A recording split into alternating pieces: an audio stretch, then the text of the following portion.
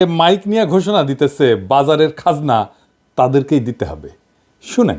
ততদিন পর্যন্ত এই বাজার আমার নেতৃত্বে চলবে এবং আপনাদেরকে আমি দয়া করে বলছি, দোকানদার ভাইয়েরা, আজকের থেকে আপনারা খাজনা দেওয়া শুরু করবেন।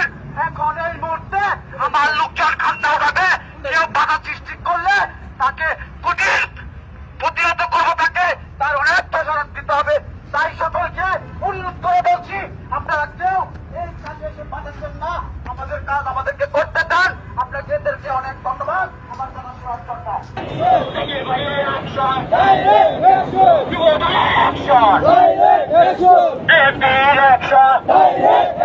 আওয়ামী লীগের দালালরা হুঁশিয়ার সাবধান।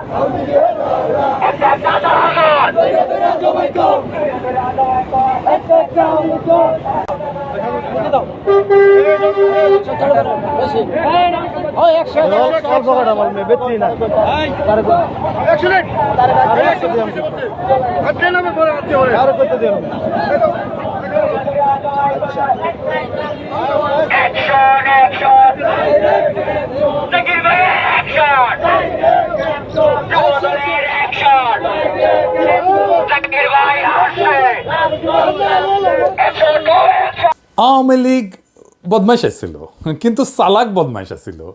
এরা তো দেখতেছে বেকুব টু দি পাওয়ার ইনফিনিটি। আবার দেখেন, আগে বলছিলাম না ওয়াজের স্টেজে উঠা আওয়ামী লীগের মতো বেদ্যবি করতো বিএনপি, আজকেও দেখেন কেমন বেদ্যবি করিচ্ছে ওয়াজের স্টেজে উঠা। আচ্ছা, আমি বিএনপির নাম নিয়ে কোনো কথা বলেছি? আপনি কাকে আমি কি বিএনপির নাম নিয়ে কথা বলেছি? আপনি কথা বলেন, বলেন বলেন কথা বলেন কথা বলেন, আপনি কথা বলেন। আপনার সাহস তো কম না।